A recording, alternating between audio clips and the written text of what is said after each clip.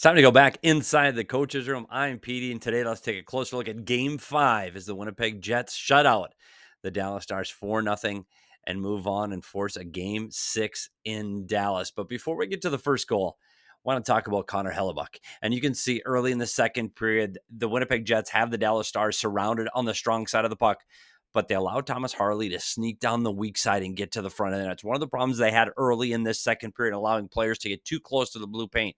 But as you can see, Harley all alone in front of the net. Connor Hellebuyck comes up with a huge glove save, and that set the tone for the rest of this game. When Hellebuyck is dialed in like this, it gives this entire team a little boost of confidence. And as the period continues, here we are, 15 minutes left in the second period. Sagan finds Duchesne in front of the net again. Dallas Star player all alone in front of the net, in front of Hellebuyck. But this time, Hellebuyck sticks out his stick, and he's able to poke this puck before it gets to Duchesne, and he's able to break this play up. Why does that matter? Well, less than a minute later, the Dallas Stars get another opportunity. This time it's Rantanen passing it down low to Johnson. Johnston drives the net, and Connor Hellebuyck poke checks the puck off his stick. Another very active stick by Connor Hellebuyck gets the offense started for the Winnipeg Jets. He creates the turnover in front of the net, and now everybody gets on their horse. So Pionk, Sandberg, and Connor, they start the rush up the ice for the Winnipeg Jets. But keep your eye on Mark Scheifele. He's right at the goal line, and here's Mikko Rantanen. So keep an eye on Scheifele as he comes up the ice. As this turns into a 3-on-2 at the blue line, Pionk drives the middle of the ice. We always talk about what driving the middle lane does. It pulls everybody back. And in this case, his speed pulls Johnston back too. And what that does, well, that creates space in behind. So now there's space for Scheifele in behind. And unfortunately, the back checker for the Dallas Stars couldn't quite catch Scheifele. So Scheifele has all this room, but the next play, Sandberg, as he's getting to the middle of the ice, he's able to set a pick and get in front of the Dallas Stars player just enough to give Scheifele some room to get by. And I know it doesn't look like he makes a difference, but it does, just that little bit. He didn't allow the Dallas Stars player to turn forward and get a stick on puck on Scheifele. So Scheifele's able to get this puck off without being deflected and getting his stick on puck by the Dallas Stars player. But now it's time to play pinball again. This is so many times in this series and all across the NHL playoffs where pucks are bouncing off sticks and players and skates and shin pads. And it happens again. As this time, as Scheifele delivers the puck, it goes off the reach stick of Johnston, but then it goes off Thomas Harley's shin pad on the way off his shin pad and beats Oettinger, who has been playing extremely well in this game to this point, and he had to deal with this. You can see the stick bending as it hits the stick, and then off of Harley's shin pads and in behind Oettinger, and it's 1-0 Winnipeg. Later, we got to get on the power play. I want to go back to game 1. This is game 1 to set up the second Winnipeg Jets goal. This is how often they were able to use this play. And look at how the Dallas Stars defended. They're very concerned about the flanks and the bumper. Who are they not paying attention to? Nikolaj Ehlers down low. That low player they're given to Oettinger. And this is in game 1 where they gave Ehlers free reign to get to the front again against Oettinger. Here's game 2. They take away the flanks, and the D steps up on the flanks, both sides, and the net front D takes away the bumper, leaves everything for Ehlers again down low. And Ehlers drives the net, and he's stopped again by Oettinger later in game 2. Look at the lane he's got to drive to the net. He pulls the puck in. Again, Oettinger beats him coming out of the corner.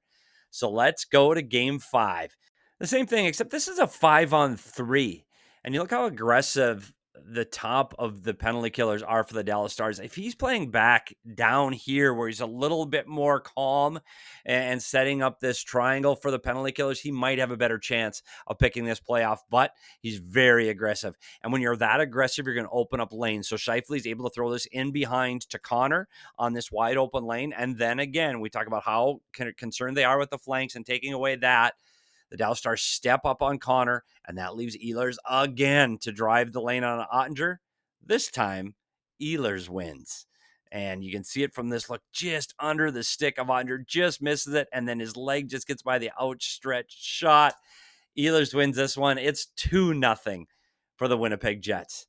Now the Jets make it 3-0 again on the power play, and this one starts with a missed shot. But I want you to notice the defenseman right here, Hellebuyck, who stood up on the play trying to stop this play at the blue line, and the next defenseman.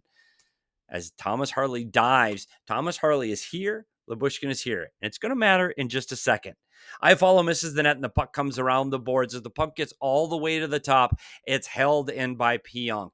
And Pionk sends the puck down the wall, and it's just past Granlund. Granlund almost had this puck. It just bounces over his stick. The play would have been dead and down the ice, but it bounces over Granlund's stick, allowing Iafallo to pick up the puck. But here's where I talked about the defenseman early on this play when it entered the zone. And this is where things break down. We talked about the two defensemen there. Well, right now they're standing on top of each other and they're doubling up. Somebody's got to get to the middle of the ice. Somebody's got to cover between the hash marks and be in the middle of the ice. And what does that look like if he does? Well, then they're in their penalty killing diamond, and they've got things covered. They can protect the pass from here. They can protect the player coming in off of the wall, but they don't do that. They double up, and you see two players taking the same ice. And as Lyubushkin goes to the corner to take Iafallo, they're leaving the middle of the ice wide open, and the Winnipeg Jets exploit it. So as Lyubushkin goes to the puck on Iafallo, Namestnikov drives the lane, and now it's Harley's got so much ground to cover to get up to Namestnikov. Iafallo delivers the puck to Namestnikov. Harley can't get there in time to get a stick on this, and this is a rocket from the Namestnikov over the shoulder of Oettinger, making this one 3-0. When you see this from behind, as the puck goes around the wall, and it's held in at the blue line and pushed back down. Watch Granlund down here and how just misses this puck, just bounces over his stick. And that's a little bit of puck luck against the Dallas Stars at the time. Iafallo's been able to deliver it to Namestnikov up and over the shoulder for Oettinger. It's 3-0. Ehlers adds an empty net later in this game to make this game 4-0. The Winnipeg Jets were very good in this game. They defended well, and they moved the puck up ice quickly. They were able to get in behind the defense of the Dallas Stars and create odd man rushes, something they hadn't been able to do consistently through this series. They need to find that speed and get in behind the Dallas Stars defense more in Game 6. They also need to have Connor Hellebuyck play like this. They need to have the Connor Hellebuyck that showed up early in this game and ready to play. The first 10 minutes is going to be incredibly important for the Winnipeg Jets. They have to stay even or better through the first 10 minutes and make sure they hang around against the Dallas Stars. Early push in this one, because you're going to expect the best players from the Dallas Stars to be their best players, and that includes Mikko Rantanen. And expect an early push from number 96, who can get away from the Lowry matchup and get a little bit of those double shifting matchups that you saw from them in Game 4. This one's exciting. Make sure you come back to Inside the Coach's Room and subscribe so you don't miss any of these video breakdowns as the Stanley Cup playoffs continue. I'm Petey, and we'll see you at the rink.